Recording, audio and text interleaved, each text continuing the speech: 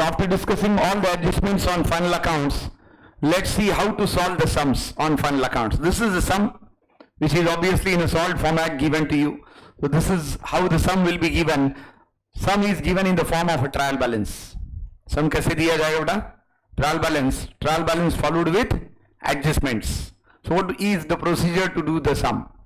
The procedure is first you need to go through all the adjustments. Procedure क्या है? सबसे पहले आपको सारे adjustment देखने पड़ेंगे. Why so? So that you need to check out that which item should be written in inner column and which item should be written in outer column. क्योंकि adjustment मतलब क्या? That particular adjustment will have two effects. One is either in trading account debit side or profit and loss account debit side or balance sheet asset side. Another one, either trading account credit side, profit and loss account credit side और balance sheet liability side. दो effect होंगे कहां पे?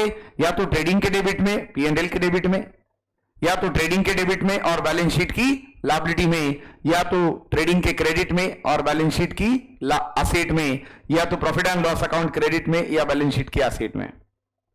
ऐसा मैं क्यों बोल रहा हूं? सारे जो एडजस्टमेंट हमने देखे, if it is an expenditure and loss, it should be debit side. Yes और no?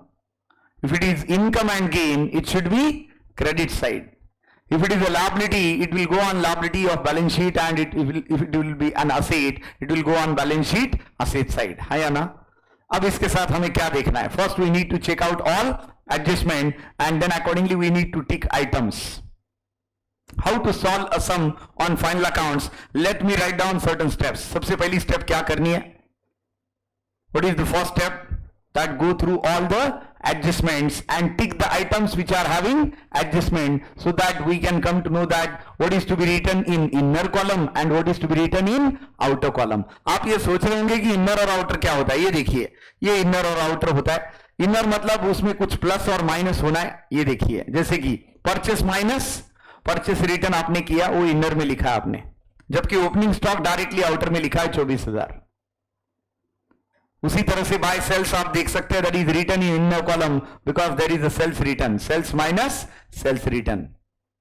Closing stock directly outer में लिखा है बिकॉज इसका रीजन क्या है? Because there are certain plus और सर्टन माइनस. ये कहां से समझेगा?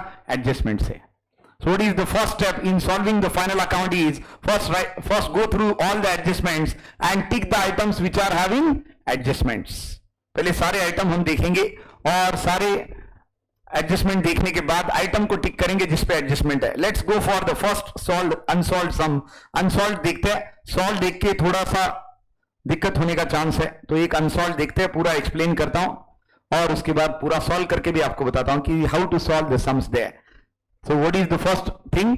पहले एडजस्टमेंट देखने और एडजस्टमेंट के हिसाब से हमें क्या करना है? आइटम को टिक करना है to come to know that what is to be written in outer column and what is to be written in inner column. Outer में किसको लिखेंगे? जिसपे कोई एडजस्टमेंट नहीं है. इनर में किसको लिखेंगे? जिसमें एडजस्टमेंट है. am I right? So let's see the first sum, that too out of unsolved sums. absolutely पहला unsolved sum की वाला बेटर होता है, so that we can come to know that what is to be written in outer column and what is to be written in inner column. So what is the first item here? यहां पे देखिए adjustment. सबसे पहले क्या बताया? Question में क्या दिया है? What is given here? From the following trial balance of Nandini and company as on 31st March 2019 prepare final accounts after considering the adjustments given below. तो हमें फाइनल अकाउंट बनाने मतलब क्या क्या बनाना है? Trading account, profit and loss account and balance sheet. हमें तीनों बनाना है. तो देखते हैं, चलिए बेटा क्या क्या दिया है. फर्स्ट वन क्या किया है? Closing stock valued at rupees 1 lakh. Closing stock is dependent on any item और it is a separate adjustment. ये किसी आइटम पे डिपेंडेंट है या ये सेपरेट एडजस्टमेंट है? सेपरेट है, जिसका किसी से कोई लेना देना नहीं है. Two effects, trading account credit side and balance sheet asset side. इसके दो इफेक्ट आएंगे, एक आएगा ट्रेडिंग के क्रेडिट में और दूसरा आएगा बैलेंस शीट की असेट में. तो इसके लिए किसी आइटम को टिक करने की जरूरत है क्या? नहीं है. So let's go for the second adjustment now. Write off rupees 2,000 as bad dates and create a provision for doubtful debts at 5% on sundry debtor. Sequence उल्टा दिया है, सही दिया है? सीक्वेंस उल्टा दिया है या सही दिया है? पहले बोला 2,000 रुपए बैड डेट्स बोल के राइट ऑफ करो, मतलब माइनस करो, और फिर 5% का आरडीडी क्रिएट करो. प्रोविजन फॉर डाउटफुल डेट्स, मतलब सीक्वेंस सही दिया है, पहले बैड डेट्स माइनस करो और बाद में आरडीडी माइनस करो, new bad dates and new RDD, why? Because given in adjustment, yes और नो? एडजस्टमेंट में दिया तो नया, आइटम में दिया तो पुराना, ये तो नया है, नया है वह, तो पहले माइनस करेंगे कहां से? सन्ड्री डेटर्स से, है ना? पहले डेटर्स से बैड डेट्स माइनस करेंगे, बैड डेट्स माइनस करके बाद जो बैलेंस आएगा उस पे आरडीडी चार्ज करेंगे, और ये दोनों का दूसरा इफेक्ट कहां पे बताएंगे हम? प्रॉफिट एंड लॉस अकाउंट के डेबिट में, old bad debts plus new bad debts plus new RDD minus old RDD. इसके लिए किसको टिक करना पड़ेगा? क्या क्या है? बैड डेट्स और आरडीडी, बताइए किसको टिक करूं यहां पे? Check out the trial balance, कौन सा आइटम को टिक करूं बेटा? आरडीडी को टिक करना पड़ेगा, वेरी गुड। क्यों? क्योंकि इसके साथ उसको लिखना पड़ेगा। और किसको टिक करना पड़ेगा इसके साथ? बैड डेट्स मिलते हैं तो उसको भी टिक करो, अगर मिलते हैं तो, है क्या? लेकिन थर्ड आइटम ये देखिए, सो टिक बैड डेट्स वंस और ट्वाइस? ट्वाइस। क्यों?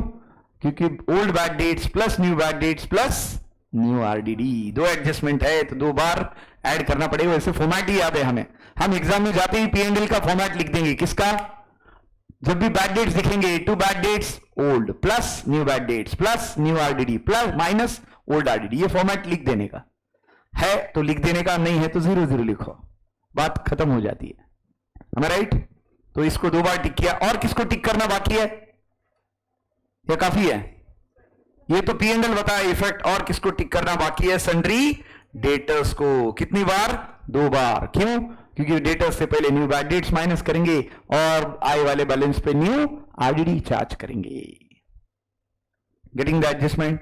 तो कितने आइटम टिक हुए? एक एडजस्टमेंट की वजह से 4 आइटम टिक हुए, 3 आइटम, एक बैड डेट्स, दूसरा सन्ड्री डेटर और तीसरा आरडीडी।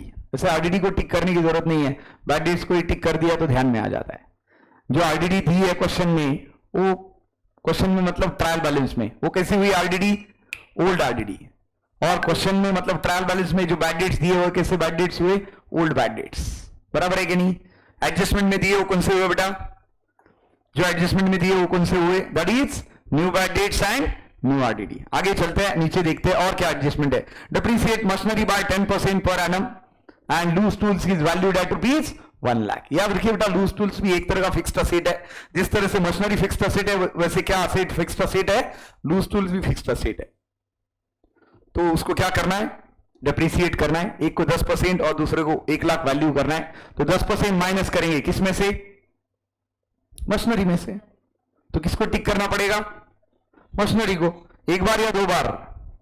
एक बार मशीनरी को और एक बार लूज टूल्स को। 1 times machinery and 1 time it is loose tools because both are having adjustment here. तो loose tools तो मिल गया, मशीनरी भी मिल गया। ये देखिए यहां पे, समझ में आया? अब ये इनर भी लिखना पड़ेगा। क्यों? क्योंकि उस पर डिप्रीशिएशन चार्ज करना है। वैसे मशीनरी पे और भी कुछ गड़बड़ है। मशीनरी क्या बोल रहा है? बैलेंस इज गिवन 84,000 और ब्रैकेट क्या बोल रहा है? It includes ₹24,000 purchased on 1 October 2018। देखते हैं आगे क्या करना है, मैं बताता हूं इसका क्या करना है, डोंट वरी। अभी के लिए इतना याद रखो कि इसको इनर में लिखना है क्योंकि इस पे एडजस्टमेंट है। Last, charge interest on capital eight 2% per annum. इसके लिए किसको टिक करना पड़ेगा बेटा? इंटरेस्ट ऑन कैपिटल के लिए किसको टिक करना पड़ेगा? ऑब्वियसली कैपिटल को टिक करेंगे सिर्फ, because profit and loss account debit side and add into capital. तो ये देखिए कैपिटल यहां पे है, तो कैपिटल को टिक किया और उसके साथ किसको टिक किया मैंने? इंटरेस्ट तो है नहीं, अलग से बताएंगे। इंटरेस्ट ऑन कैपिटल दिया, लेकिन इंटरेस्ट ऑन कैपिटल ऐसा कोई आइटम है क्या? यहां पे नहीं है। सिर्फ इंटरेस्ट नहीं बेटा, सिर्फ इंटरेस्ट तो बैंक लोन का भी हो सकता है ना। That is not necessarily it is on capital. वो अलग बताएंगे या अलग बताएंगे? दोनों पीएनएल के डेबिट में आएंगे, लेकिन दो अलग अलग बता सकते हैं बेटा। Getting this? सो कितने आइटम इनर में लिखने पड़ेंगे हमें एडजस्टमेंट के हिसाब से? पहला loose tools, bad debts, debtors, machinery, capital, RDD, यानी कितने आइटम पे इनर में लिखने पड़ेंगे? 6। अब इसके साथ और एक चीज याद रखनी है। Once you have done with the adjustment, then you need to find out certain items which can be called as having implied adjustment, जिसपे implied adjustment होती है। मतलब एडजस्टमेंट दी नहीं है विजिबली, टेंजिबली एडजस्टमेंट नहीं दी है, ट्रायल बैलेंस में ही adjustment है। जैसे कि आप देख सकते हैं कौन सी एडजस्टमेंट की बात कर रहा हूं मैं यहां पे, ये देखिए, rent paid for 11 months, can you see this, rent paid for 11 months, देख पा रहे क्या बेटा आप, है ना। वैसे हम फाइनल अकाउंट 11 महीने का बनाते हैं या 12 महीने का, साल का ही बनाते हैं हम, बराबर है। What is the opening date, trial balance कब का दिया है, 31 मार्च 2019 का, मतलब इसका ओपनिंग डेट क्या रहेगा बेटा, इसका ओपनिंग डेट रहेगा 1 अप्रैल 2018 से लेके 31 मार्च 2019, ये हमारा बेसिक पीरियड है ट्रायल बैलेंस का। 1 अप्रैल 2018 से लेके 31 March 2019, this is our basic period, yes और नो। तो हमें for these 12 months we need to prepare trading, then profit and loss account and then balance sheet, am I right. तो सारे expenses, सारे assets, liabilities, income and gain कितने महीने के लिए रिकॉर्ड होनी चाहिए आइडियली, 12 months, यस और नो, यस और no, yes it is 12 months, but rent is given for how many months, 11 months, मतलब और कितने महीने का रिकॉर्ड करने का बाकी है, 1 महीने का। So that is what outstanding. Why? Because rent is given on debit side 2200. 11 महीने का पे करेंगे या 12 महीने का, 12 का करना चाहिए। तो ये एडजस्टमेंट कैसी है, implied है। So once you are done with the visible adjustment, then you need to check for implied adjustment. अब ये तो ढूंढने पड़ते हैं, और implied adjustment के साथ साथ हमें क्या ढूंढना है, purchase return, sales return and drawing if available in the question. What we need to find out, implied adjustment along with purchase return, sales return and drawing. तो देखिए बेटा, purchase return और sales return है क्या हमारे पास, check करो। Are we having purchase return and sales return? सिर्फ return है, मतलब दोनों है, क्योंकि एक डेबिट है दूसरा क्रेडिट है। एक डेबिट है मतलब वो कौन सा रिटर्न हुआ, वो हुआ sales return. Sales is credit, sales return is debit, purchase is debit, purchase return is credit. So are we having purchase return and sales return? Yes. Exam में ऐसे ही देते हैं, सिर्फ रिटर्न देते हैं, वो तुम्हारा तुम ढूंढो कौन सा परचेस रिटर्न और कौन सा सेल्स रिटर्न। और एक आइटम गलत हुआ कि सब कुछ गलत हो जाता है। क्या ना है, tick now purchases and sales, am I suppose to tick purchases and sales now, yes और नो। तो देखिए ये परचेसेस को टिक करता हूं और सेल्स को भी टिक करता हूं। अब सेल्स, ये दोनों को ऐड करना पड़ेगा, हाँ या ना, क्योंकि हमारे लिए बिजनेस में कुछ फर्क नहीं पड़ता कि हमने कैश में बेचा या क्रेडिट में बेचा, because accounting goes on accrual basis. Accounting किस पे जाता है, अक्रूवल। और अक्रूवल क्या बोलता है, record the transaction whenever it is happening irrespective of the fact that it is paid in cash और नॉट, और रिसीव्ड इन कैश और नॉट। मतलब कैश हो क्रेडिट हो, दोनों को ऐड करके टोटल सेल बताना है, लेकिन दोनों को ऐड करना है। अगर एक साथ दे देते तो ठीक था, अलग अलग दिया है तो उसको क्या करेंगे, ऐड करेंगे। ऐड करेंगे और उसमें से क्या माइनस करेंगे, सेल्स रिटर्न माइनस करेंगे, बराबर है क्या। मतलब सेल्स कितना हुआ total, 21 plus 81, how much, 1,02,000 minus return कितना माइनस करेंगे, 400 रुपए, क्योंकि sales is credit, sales return is debit. तो 1,02,000 माइनस 400 मतलब 1,01,600, ऐसा आउटर में फिगर आएगा उसका, बस बता रहा हूं आपको। तो हमें क्या क्या ढूंढना है, once we are done with visible adjustments, then we need to check for implied adjustment along with purchase return, sales return and drawing. Purchase और सेल्स रिटर्न हमें मिल गया, ड्रॉइंग है क्या, देखो यस ड्रॉइंग भी है। मतलब कैपिटल को कितनी बार टिक करना पड़ेगा, पहले एक बार किया था और एक बार किया। पहले एक बार किसके लिए किया था, इंटरेस्ट ऑन कैपिटल के लिए, अब किसके लिए किया, ड्राइंग के लिए। और एक बार करता हूं, बताइए किसके लिए, क्योंकि कुछ ना प्रॉफिट आएगा ना लॉस आएगा। आप बिजनेस कर रहे हो, ट्रेडिंग बना रहे हो, P&L बना रहे हो, तो उसमें या तो नेट प्रॉफिट आएगा या तो नेट लॉस आएगा, हाँ या ना। नेट प्रॉफिट है तो ऐड करना पड़ेगा, नेट लॉस है तो माइनस करना पड़ेगा। तो इसको मैंने तीसरी बार टिक किया। मतलब कैपिटल में always there is an implied adjustment of net profit and net loss, है ना, यस और नो। क्योंकि ट्रेडिंग और P&L क्लोज करेंगे तो कुछ ना कुछ प्रॉफिट लॉस तो आने वाला है, वो या तो कैपिटल में ऐड होगा या तो कैपिटल से माइनस होगा। सो ड्राइंग 1, इंटरेस्ट ऑन कैपिटल 2 और नेट प्रॉफिट या नेट लॉस 3 टिक कर दिए मैंने कैपिटल को। कैपिटल को सीधा 4 लाइन छोड़ देने का कभी भी। सीधा 4 लाइन छोड़ देने का। कुछ फर्क पड़ता है, एक आधा लाइन एक्स्ट्रा गया तो कुछ फर्क नहीं पड़ता, उतना उल्टा स्पेस अच्छा दिखता है। सीधा 4 लाइन छोड़ दो, क्योंकि इसमें 2-3 चीजें तो होती है, एक ड्राइंग है, दूसरा इंटरेस्ट ऑन कैपिटल है, तीसरा नेट प्रॉफिट नेट लॉस है, इतना तो पक्का होता ही है, और एक आधी एडजस्टमेंट हो सकती है कैपिटल पे, इसलिए 4 लाइन सीधा कैपिटल को छोड़ देने का कभी भी। Is that okay? अब और क्या ढूंढना है, और इंप्लाइड एडजस्टमेंट कुछ है क्या? तो है, क्या है? मशीनरी है। फिर से मशीनरी पे आता हूं। मशीनरी क्या बोल रहा बेटा ऊपर, ये देखिए 1 अप्रैल 2018 से, प्लीज स्क्रीन पे देखिए, 1 अप्रैल 2018 से 31 मार्च 2019 का हमें बनाना है, हाँ या ना? लेकिन मशीनरी में क्या दिया है ब्रैकेट में? मशीनरी इंक्लूड्स ₹24,000 परचेस्ड ऑन 1 अक्टूबर 18।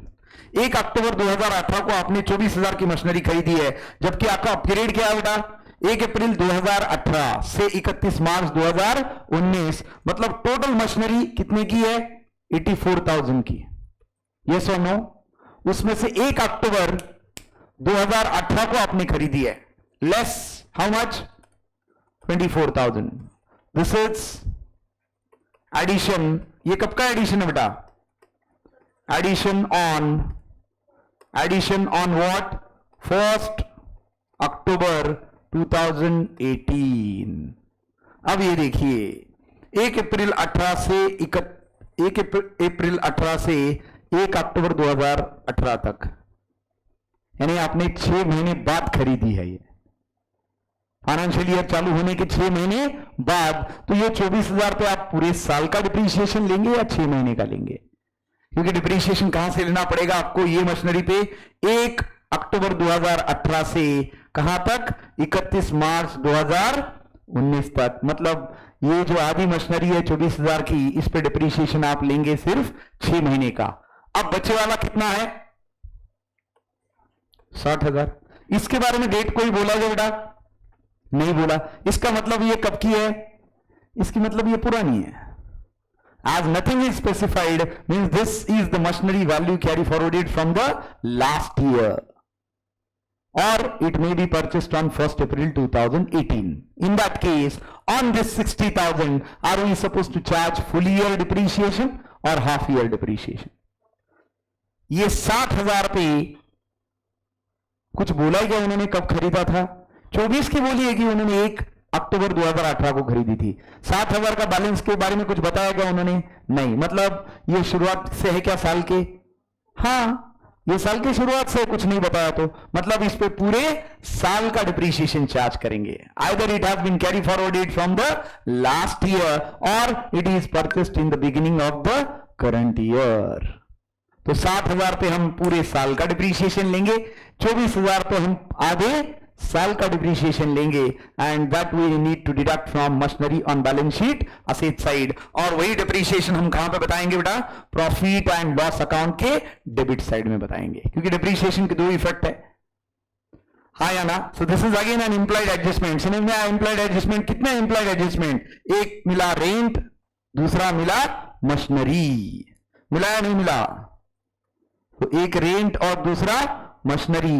और कुछ है क्या इंप्लाइड एडजस्टमेंट? ढूंढो। यस, और एक है, नीचे देखो क्या मिला रश्मिता, और एक एडजस्टमेंट मिला 9% बैंक लोन। डेट क्या है? 30 सितंबर 2018। तो फाइनल अकाउंट में पीरियड बड़ा मैटर करता है बेटा। 30 सितंबर 2018 का मतलब क्या है? फिर से आपका देखिए फाइनेंशियल ईयर शुरू कब हो रहा है? 1 अप्रैल 2018 को, और आपने लोन कब लिया? 30 सितंबर 18 को, मतलब 6 महीने बाद लोन लिया आपने। कब? फाइनेंशियल ईयर शुरू होने के 6 महीने बाद। Now is there any rule in business कि आपने लोन कब लेना चाहिए? ऐसा कोई रूल नहीं है, जब जरूरत है तब लोन लीजिए, कोई प्रॉब्लम नहीं। है ना? राइट। तो आपको लोन कब मिला? 6 महीने बाद। तो फिर से इंटरेस्ट आप 1 अक्टूबर 2018 से 31 मार्च 2019 तक चार्ज करेंगे। मतलब कितने महीने का इंटरेस्ट आएगा? फिर से 6 महीने का इंटरेस्ट आएगा। बैंक को लोन देने के बाद, आपने लोन लेने के बाद बैंक को बताने की जरूरत है क्या इंटरेस्ट दो बोल के? या आपने देना चाहिए टाइमली बेसिस पे? आपने टाइमली बेसिस पे दे देना चाहिए। That is what expected. तो ये बैंक लोन पे आप 6 महीने का इंटरेस्ट देंगे बेटा बैंक को। And what is your loan amount? Your loan amount is 40,000, लेकिन 40,000 multiplied by 9/100 and multiplied by 6/12, ऐसा कैलकुलेशन आएगा। बताइए सही बोल रहा हूं या नहीं? 40,000 मल्टीप्लाइड बाय 9/100 एंड इंटू 6/12। क्यों? 9% आपका रेट ऑफ इंटरेस्ट है और आधे साल का इंटरेस्ट, इसलिए 6/12। ये फिर से कैसे हुई? इंप्लाइड एडजस्टमेंट हुई। मतलब इसको क्या लिखना है? इनर में लिखना है, हाँ या ना? तो किस किस को इनर लिखेंगे? पहले के 5-6 आइटम मिले वो अलग एडजस्टमेंट वाले, अभी एडजस्टमेंट वाले इंप्लाइड वाले मिले। एक रेंट मिला, दूसरा मशीनरी मिला और तीसरा क्या मिला? बैंक लोन मिला। Stock is having any adjustment? Opening stock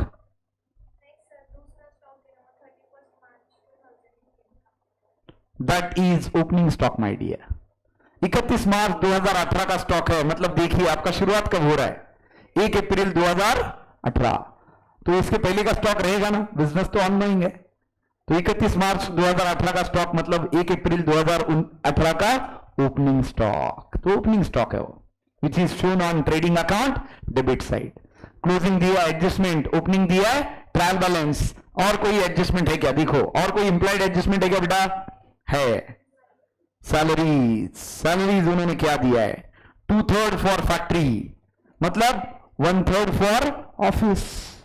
तो एडजस्टमेंट ये है कि 18,000 इंटू 2/3 आप ऑफिस में बताइए, और सॉरी 18,000 इंटू 2/3 आप बताइए ट्रेडिंग के डेबिट में, क्योंकि फैक्ट्री मतलब ट्रेडिंग अकाउंट।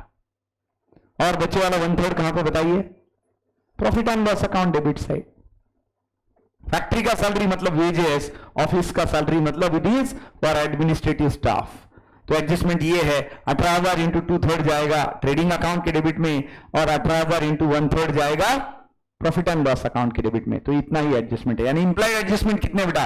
लगभग 4 है। पहला रेंट, फिर मशीनरी, फिर बैंक लोन, और आखिरी में क्या मिला? सैलरीज। और उसके साथ और एक चीज हमें मिली, कैश सेल्स और क्रेडिट सेल्स दोनों को ऐड करना है, बराबर है। उसके साथ और हमने क्या देखा? Purchase return, sales return and drawing. So what is the first thing need to be done in final accounts? First go for all adjustments and then tick the items which are having adjustment so that you can come to know that what is to be written in inner column and what is to be written in outer column. उसके बाद क्या करना है? Then go for implied adjustment. उसके बाद क्या करना है? Implied adjustment ढूंढने हैं along with purchase return, sales return and drawing. Purchase return, sales return अगर और drawing मिला तो purchases, sales और capital को टिक करो, और इंप्लाइड एडजस्टमेंट जैसे मिलते हैं वो आइटम को टिक करो। तो इंप्लाइड हमें क्या क्या मिला? रेंट मिला, मशीनरी मिला, बैंक लोन मिला, और उसके साथ क्या मिला? सैलरीज। 4 आइटम मिले। उसके साथ परचेस रिटर्न, सेल्स रिटर्न और ड्राइंग भी मिल गया। मतलब 7 इंप्लाइड और लगभग उतने ही विजिबल। 14 आइटम हम इनर में लिखते हैं। देखिए इनर में क्या क्या लिखना है अभी। लूज टूल्स पे 1, बैड डेट्स पे 2, डेटर्स पे 2, परचेसेस पे 1, सेल्स पे 1, बराबर है क्या? सेल्स को तो टिक कर दिया, करना ही चाहिए। एक तो दोनों को ऐड करो, उसमें से सेल्स रिटर्न माइनस करो। उसके बाद और किसको टिक करना है? Salaries, rent, machinery, capital, RDD. कितने हुए? 1 2 3 4 5। नीचे बैंक लोन 6 आइटम नीचे हुए, और ऊपर कितने हुए बेटा? 7 8 9 10 11 आइटम है जो हमें इनर में लिखने पड़ेंगे। So how we have come to know that? By going through the adjustment and then by going through the items to find out implied adjustment along with purchase return, sales return and drawing. तो आज के लिए 2 ही चीजें याद रखनी है। सम करते time सबसे पहले एडजस्टमेंट ध्यान से पढ़नी है, and on the adjustment basis we need to tick the items which are having adjustment so that we can come to know that what is to be written in inner and what is to be written in outer column. Once visible adjustments are done, then we need to find out for implied adjustment along with purchase return, sales return and drawing, and then tick the items again to write down in inner and outer column. यहां तक कोई doubt है बेटा? यहां तक समझ में आ रहा है? Yes students, any doubt into this? साइदन्या, Isha, कोई डाउट है इसमें? Are you getting everybody? Yes or no? Yes sir. कोई डाउट है बेटा इसमें? No, sir. चलिए, remaining part we'll see in tomorrow's class. Is this done? Tomorrow we'll solve the sum entirely there. कल ये पूरा sum solve करके भी देखते हैं।